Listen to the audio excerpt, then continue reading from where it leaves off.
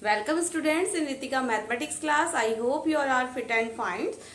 So let's start today video, and today we will discuss parabolic function as we are doing chapter number 2 class 11th maths relations and function.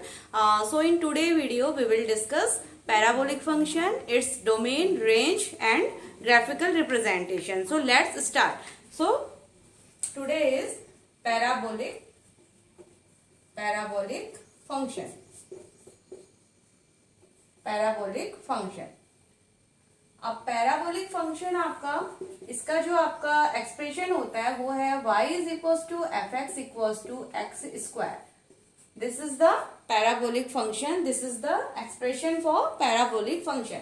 यानी कि यहाँ पर एक x square की machine है, हमारी जो मशीन है डेट इज एक्स स्क्वायर. अब देखिए ये किस तरीके से वर्क करती है. इनपुट हम यहाँ पर क्या क्या डाल सकते हैं. एक्स की वैल्यू अगर चलिए माइनस नंबर से, नेगेटिव नंबर से स्टार्ट करते हैं. तो माइनस अगर हमने पुट किया तो हमें आउटपुट यानी कि y की वैल्यू क्या मिलती है, -1 का स्क्वायर डेट इज 1. फिर इनपुट हमने यहाँ पर x इक्वल्स टू -2 अगर हम इनपुट देते हैं तो आउटपुट यानी कि y की वैल्यू हमें यहाँ पर 4 मिलती है. डेट इज देन फिर जब इनपुट हमारा x इक्वल्स टू कुछ पॉजिटिव वैल्यूज के लिए चेक कर लेते हैं तो आउटपुट y हमारा यहाँ पर 4 होता है. ऑन x इक्वल्स टू 0 अगर हमने रखा तो y इनपुट y हमारा आउटपुट भी क्या हो जाता है 0. तो हमने ये देखा है कि हम जो भी positive negative x equals to 3 अगर हम रखते हैं तो आउटपुट y हमारा यहाँ पर 9 होता है. यानी कि y is equals to x square की जो हमारी मैथमेटिकल मशीन है वो इनपुट एंड आउटपुट कुछ इस तरीके से हमें देती है. अब एक चीज यहाँ पर ध्यान देने वाली है कि यहाँ पर डोमेन हमारा क्या हो जाता है. डोमेन डेट इज जो हम इनपुट वैल्यूज दे रहे हैं तो हमने माइनस की वैल्यूज भी दी हैं, पॉजिटिव वैल्यूज भी दी हैं और 0 की वैल्यू भी यहाँ पर दी है. तो डोमेन इस कंडीशन में हमारा डोमेन क्या हो जाएगा. पैराबोलिक फंक्शन के केस में डोमेन यानी कि हम कोई भी रियल वैल्यू फंक्शन को यहाँ पर पुट कर सकते हैं. x को हम कोई भी रियल वैल्यू फंक्शन यहाँ पर दे सकते हैं और आउटपुट यानी कि रेंज हमारा यहाँ पर क्या बनता है. अब आप रेंज अगर देखते हैं तो रेंज में क्या हो रहा है, या तो हमें 0 मिलता है आउटपुट में या फिर हमें पॉजिटिव नंबर्स मिलते हैं, पॉजिटिव इंटीजर्स हमें यहाँ पर मिलते हैं. तो इसका मतलब रेंज में हमें आउटपुट के कंडीशन में हमें कोई भी निगेटिव नंबर नहीं मिलता है क्योंकि हमारा जो फंक्शन है वो स्क्वायर फंक्शन है और स्क्वायर फंक्शन कभी भी हमें निगेटिव वैल्यू नहीं देता है. तो इसका मतलब रेंज क्या हो जाएगा हमारा, including 0 and then output infinite तक ये हमारा रेंज होता है फॉर पैराबोलिक फंक्शन के कंडीशन में. आइए अब इसकी थोड़ा सा ग्राफिकल रिप्रेजेंटेशन को समझ लेते हैं कि ग्राफिकल हम इसको कैसे रिप्रेजेंट करते हैं. इसके डोमेन एंड रेंज को थोड़ा सा यहाँ पर domain of function that is -∞ to infinity and range of function that is 0 to infinity, कुछ इस तरीके से. Now graphical representation. अब ग्राफिकल रिप्रेजेंटेशन ग्राफिकल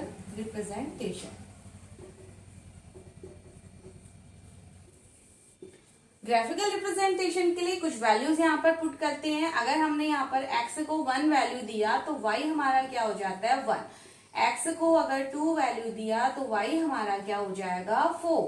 x को अगर -1 रखते हैं तो y हमारा 1 होता है. x को अगर हम -2 रखते हैं तो y हमारा 4 होता है. यानी कि इस तरीके से हमारा वैल्यू क्या करती है, वेरी करती है x एंड y की. अब ग्राफिकल रिप्रेजेंटेशन में हम सबसे पहले एक्सिस ड्रॉ करते हैं, x then -x y and -y. कुछ वैल्यूज भी यहाँ पर पुट कर लेते हैं 1 2 3 4 5 देन -1 -2 -3 -4 -5. Now 1 2 3 4 5 then -1 -2 -3 -4 -5. कुछ इस तरीके से हमने यहाँ पर वैल्यूज पुट की हैं अपनी एक्सेस में. एंड नाउ हम ग्राफ को प्लॉट करते हैं. तो देखिए x 1 है तो y भी 1 है, x 0 होगा तो y भी क्या हो जाएगा 0 होगा. यानी कि फर्स्ट पॉइंट हमारा कोऑर्डिनेट 0 0 पे तो यही रहता है 0 0। नाउ x1 तो y भी हमारा क्या है, x1 है तो y भी हमारा 1 होता है। देखिए x1 तो y भी हमारा 1। देन x2 तो y हमारा, x से अगर 2 है तो y हमारा क्या होता है 4 आता है, x2 तो y 4। x अगर हमारा 3 होगा तो y यानी कि उसका स्क्वायर देता है तो y क्या हो जाएगा 9। तो हमने यहाँ पर कुछ इतने ही पॉइंट्स लिए हैं। नाउ अब माइनस की कंडीशन में क्या होता है, अगर x हमारा -1 है तो y क्या है 1। अगर x -1 तो y क्या है हमारा 1 होता है। अगर x हमने -2 रखा है तो y हमारा 4 होता है, यानी कि ऐसे कुछ। अब अगर हम इनको, ये हमारा 0 0 का पॉइंट है। नाउ अगर हम इन सभी पॉइंट्स को ज्वाइन करते हैं तो हमने क्या देखा कि हमें एक पैराबोलिक फंक्शन यहाँ पर, यानी कि पैराबोला का ग्राफ हमें शो होता है। तो this is the graph of y is equal to x square का हमें कुछ इस तरीके का ग्राफ शो होता है। तो that's why this function is called parabolic function.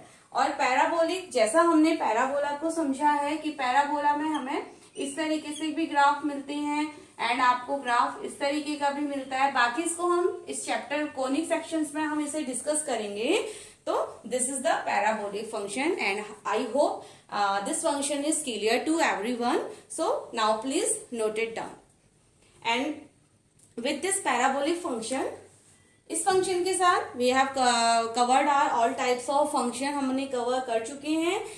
And now we will proceed towards the exercise and so this is the last function of this topic.